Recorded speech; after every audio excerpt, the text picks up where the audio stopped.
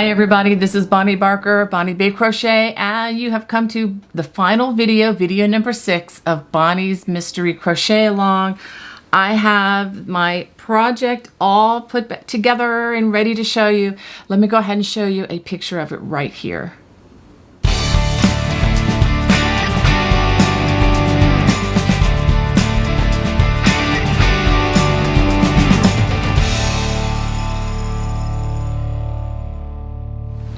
Well, let's go ahead and get started. Now that I've completed all 20 squares, I'm trying to decide how I want them to be crocheted together. Let's go ahead and take a look. All right, now that I have completed all 20 squares, I have laid them out in an arrangement on one of the beds here so that I can evaluate how I want them to go together. Now, this is the way I am putting my colors together, and notice how I tried to alternate the squares, one going vertically, one going horizontally, back and forth. I think that really does add a lot to this, and it's going to really help as the squares go together. I highly recommend, once you discover the order that you want your blanket to be in, photograph it with your phone or something so that you have a record of it, because I promise you, as you're putting each of these rows and columns together, you're not going to remember. I oftentimes get confused. So what I'm going to do at this point is I am going to crochet these in columns of 5, like 1, 2, 3, 4, 5, and then another column, and then another column, and then another column. And then again, I still have the picture on my phone as a reference. So once I crochet these together, I'm going to show you how to do this just a second. So I'm going to crochet these in columns like this, 1 column, 2 columns, etc. And then I'm going to have a long seam. I'm going to show you how to crochet the columns together, and then after that we're going to crochet all the way around. But this is probably the most important part. Do take time to discover how you want your colors and the patterns to be coordinated. One thing that I like to do, as you can see, I try to put a color that is more a red-based color, or I guess you'd call the warm colors, next to the cool colors. That's not a rule that you have to follow, but that's just something that is often pleasing to the eye. This is not done perfectly in that, but I do try to stick to that as much as possible. Now we're ready to crochet the squares together. I'm going to show you how to do that, but before we do that, again, I just want to emphasize, take a photograph of the way you want your squares to be organized. I promise it's so easy to get them mixed up, and I actually did this on the last project that I worked like this a few years back. Okay, so I have them stacked in the order. This is the first from the left corner down. This is the first, and it's going vertically or up and down. And then the second one is going in the horizontal direction, and then the next one vertically, and then the next one horizontally, and then the next one vertically. Okay, so what we're going to do is, you have to keep in mind as you do this which direction, which square comes next, and is it this way or is it this way in the presentation. It matters a lot, and if you get these a little bit mixed up, it's going to be harder to reorganize later. Okay, so the first one is going to be here, and then the second one is going to be going side to side like this. And so what I'm going to do is I'm going to hold them corner to corner like this. Okay, and let's go ahead and get rid of these others just temporarily. Okay, and I need to take care of a couple strands there. I will get to that shortly.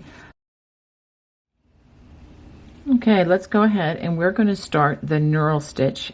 We're going to start by putting our hook into each corner, and I'm going to make my slip knot in my yarn like so, and I'm going to join with the chain.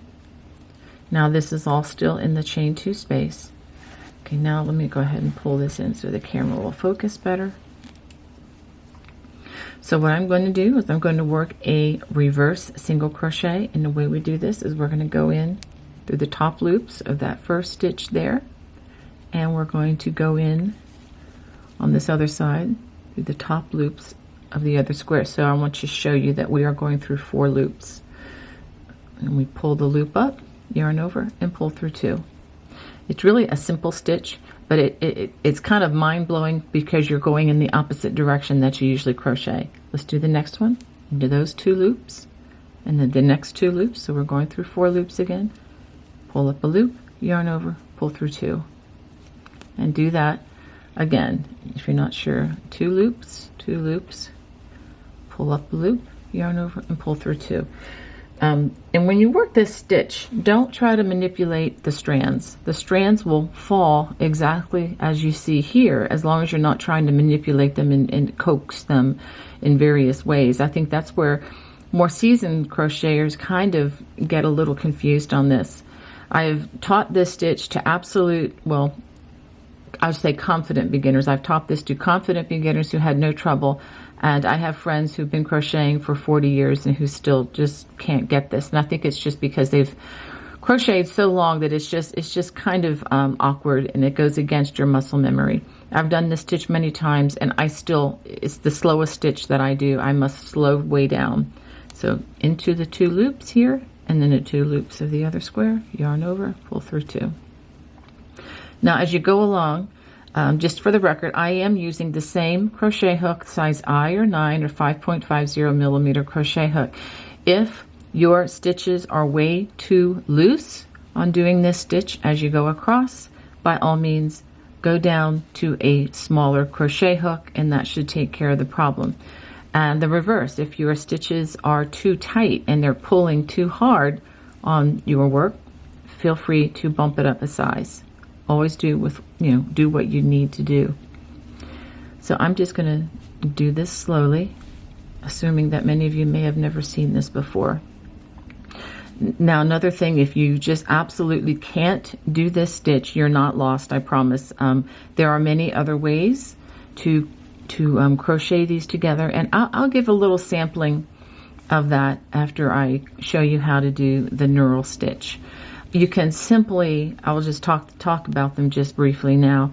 You can use the slip stitch, and this is just going from, in the right direction from right to left if you're a right-handed person, or left to right as you normally would if you're a lefty. Another opportunity, or option I should say, is to just use your yarn needle and to sew them together with a whip stitch.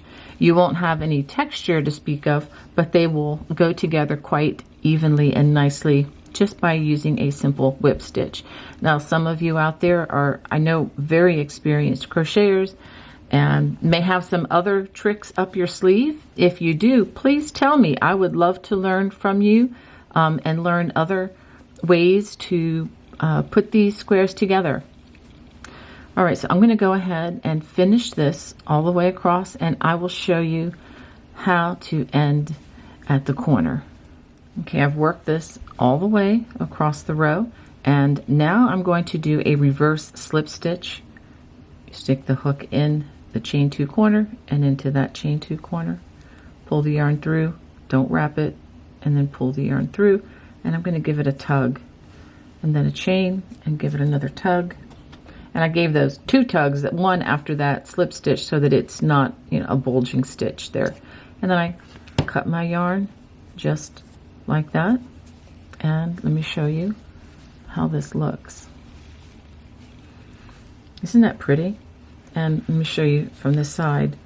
It's got a really nice raised texture, and I think it's worth going through the trouble to learn this if you can, because this is such a highly texturized project already, and this just adds like icing to the cake, I think.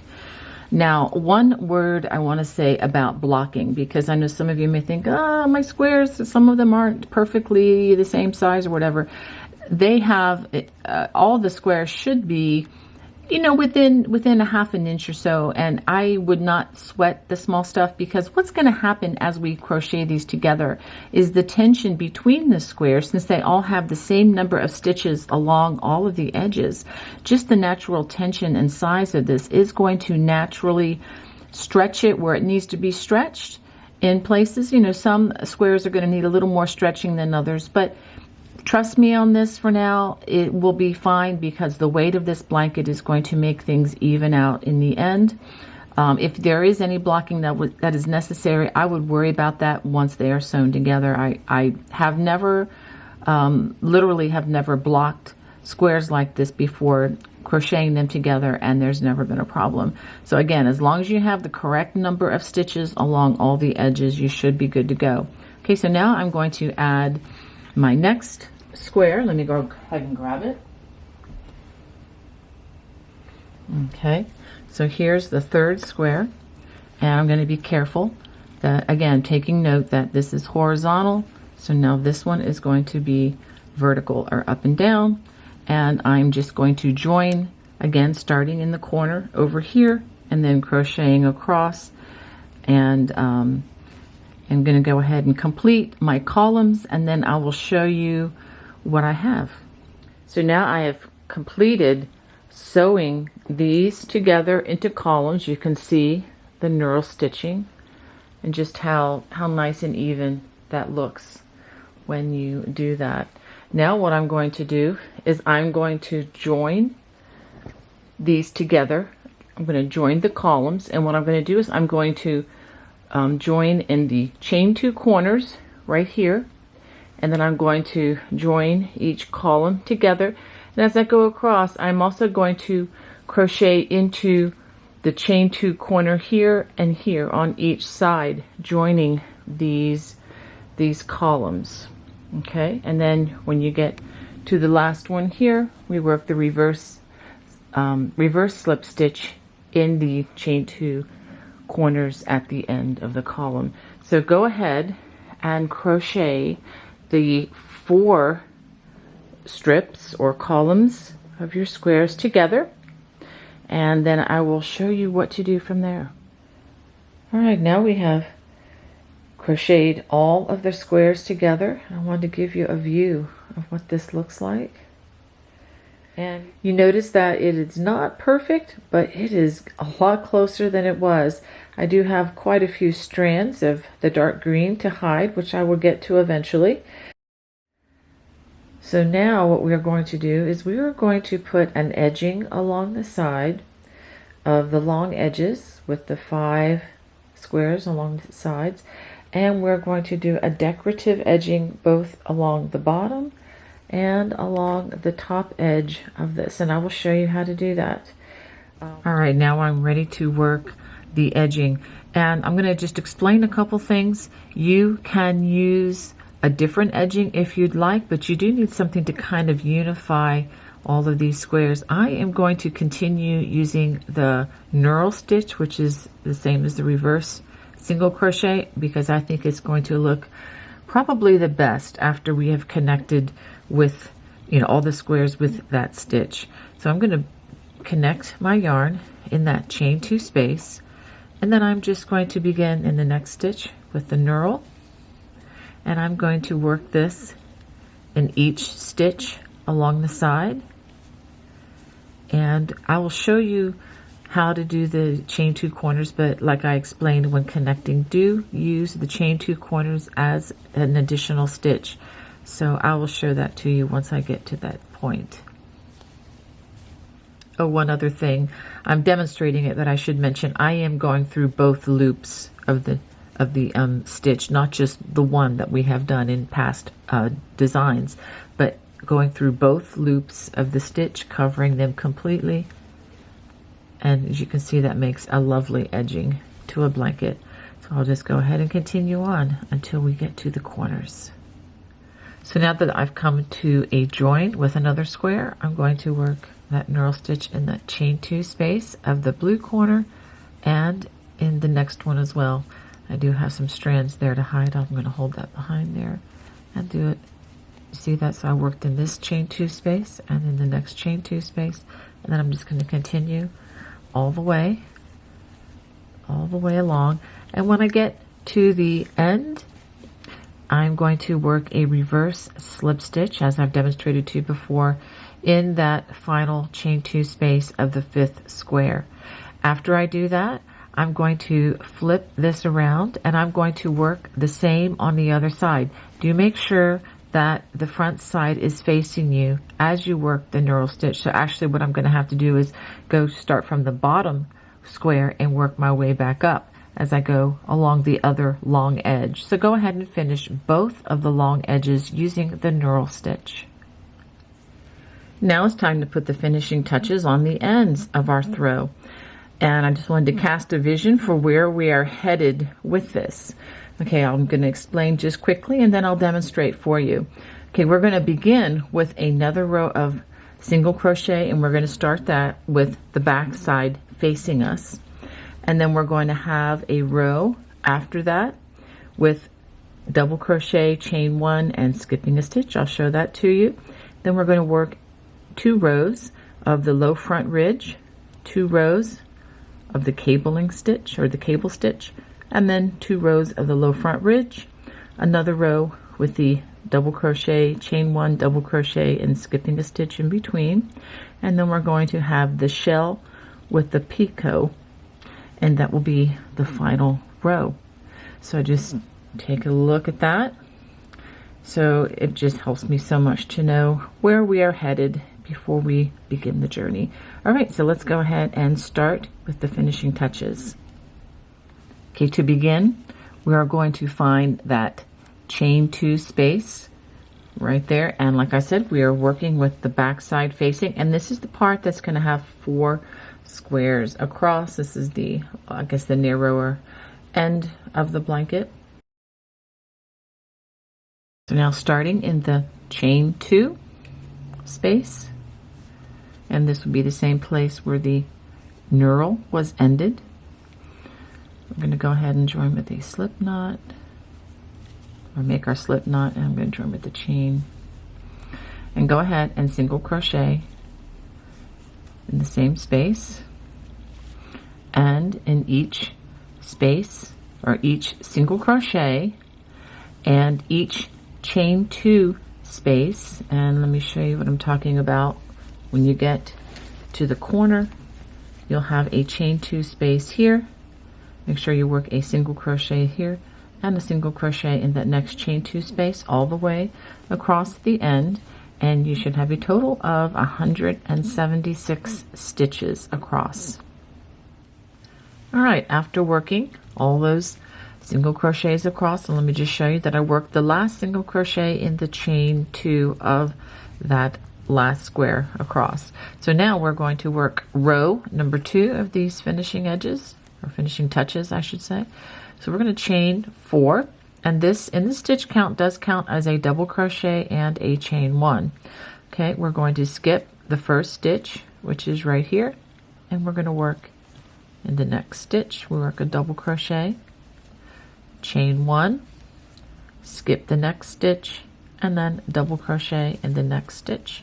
We're going to do this all the way across the row.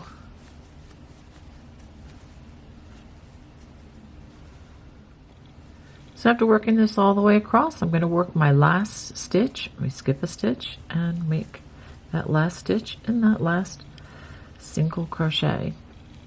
Okay, now we're going to chain 1, and we're going to turn this again. The back side is now facing us, and we are going to work a single crochet in each stitch, and then each chain 1 space, or I should say each double crochet, and in each chain 1 space, and we should still have 176 stitches at the end of this row. So go ahead and work those single crochets.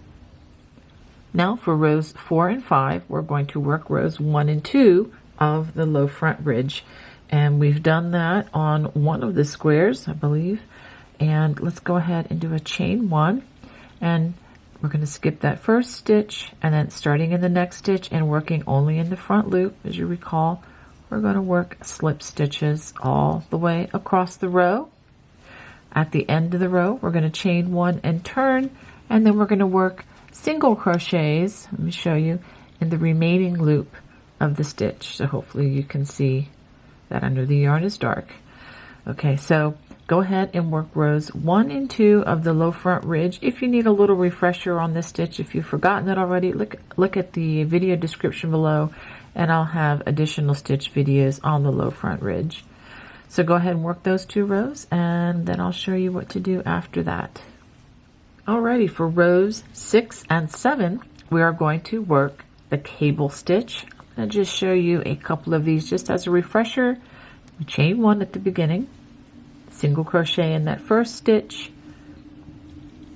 chain 3, skip 2 stitches, and then single crochet in the next stitch, turn to work in the chain, and single crochet in each of those 3 chains, just working on one side of that V, and slip stitch in that single crochet. And I'm going to bring my yarn to the back. This just keeps from having to turn and turn and turn. You can turn the entire project, but the size that the blanket is right now is incredible. It would be so much work to have to turn. So after we do that, we pull the cable back down and reveals those 2 stitches that we skipped. And then we're going to single crochet in each of those skipped stitches. Let me do that for you one more time because I know this is a tricky stitch. Chain 3, skip the next 2 stitches, single crochet in the next, and turn, and working in the chains, single crochet in each of those 3 chains. And now we're going to slip stitch in that single crochet, bring the yarn to the back side, and we can pull that cable down and see the 2 stitches that we skipped. Go ahead and work single crochets in each of those. And remember now, when you work row 2, I'm not going to demonstrate it, but I will have a link below should you need additional stitch support. When we work in the remaining, or actually work row 2 of the cable stitch, remember we single crochet in the first stitch, and then as you're working behind each of these cables, we're going to work 2 single crochets, and then 1, 2, and 1. Just make sure that you have 3 single crochets behind each cable, again, plus the first stitch at the beginning, and don't forget to also add an additional stitch at the end of the row so that your stitch count will be accurate. All right, so go ahead and complete rows 1 and 2 of the cable stitch, which are rows 6 and 7 of the finishing touches. This is what you should have after completing 7 rows of the edging.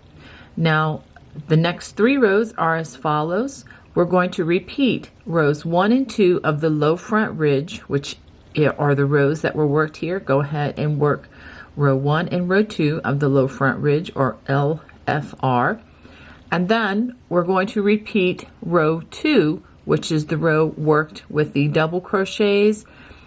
We begin that again with the chain 4, and the chain 3 counts as a double crochet in this stitch count. And then we skip the first stitch and then double crochet in the next stitch, chain 1, skip the stitch, double crochet in the next stitch, etc. Repeat that afterwards. So again, we're going to be repeating the low front ridge, rows 1 and 2 on this side of the cable, and then repeat row number 2 once more. After that, I will work the final row with you. Now, to begin the final row of the trim, we're going to chain 1, we're going to single crochet in that first double crochet, we're going to skip the next chain 1 space, the double crochet, and the next chain 1 space, and in the next double crochet, so let's just make it a little bit simpler, double crochet here, skip the next one, and in the next double crochet we're going to work 4 treble crochets. Let's go ahead and work those. 1, 2, 3, and 4, and then we're going to chain 4. 1, 2, 3, 4. We're going to slip stitch in the very first chain of that chain 4, slip stitch, and then work 4 more treble crochets in the same place where we worked the first 4. So you're going to have a total of 8 treble crochets worked in that double crochet space. And just do one more.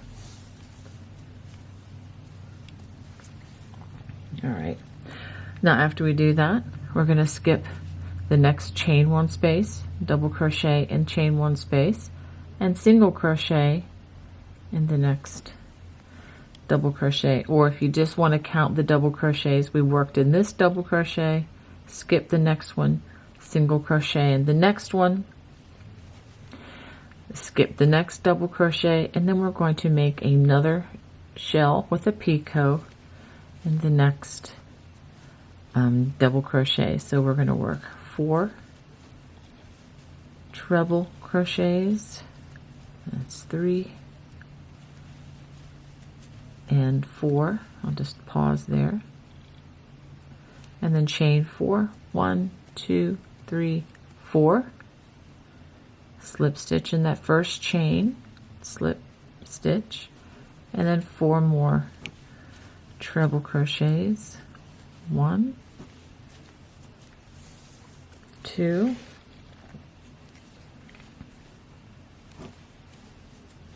3, and 4.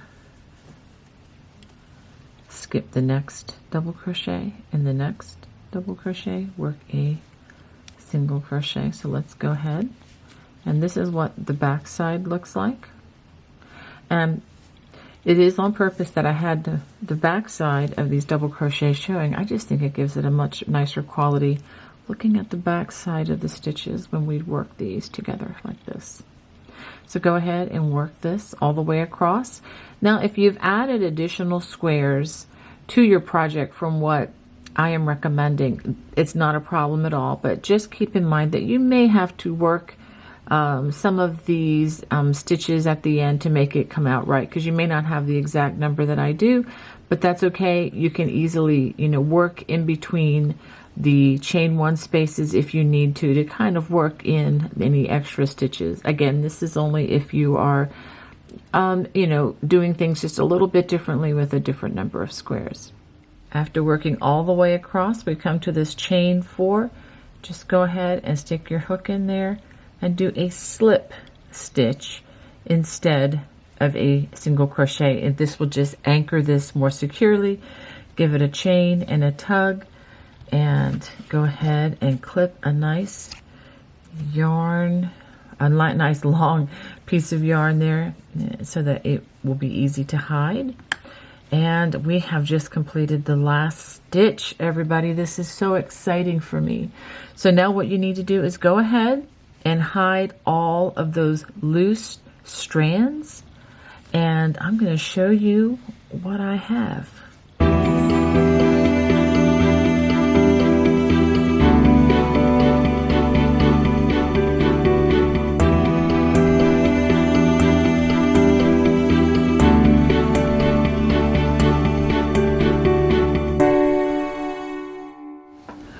Well, I hope you enjoyed doing this project with me. This was really a delightful thing for me to do, and just love exercising a little bit more creativity in doing so. I would absolutely love to see your finished or even in process photos. I am going to be putting together a showcase that will feature all of your work, because I know many of you have so much creativity, and I love to see your color choices and just to see the work of your hands.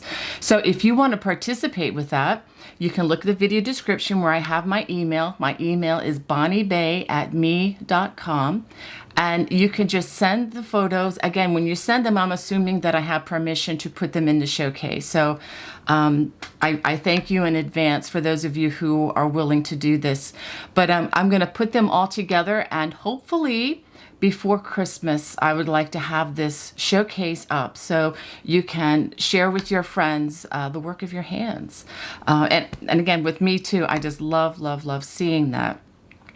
One other thing, when you do send the pictures, do keep in mind that they are going to be on a public platform.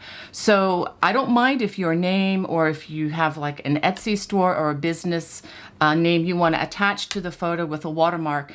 That's okay with me, and I will be happy to share that in the video, but just keep in mind that it is a very public platform, and if you want to protect your name and so forth, please feel free to just send the photo alone. Again, it's really up to you, whatever you'd like to do. But I'd so look forward to seeing these. Well, take care. God bless. Bye-bye.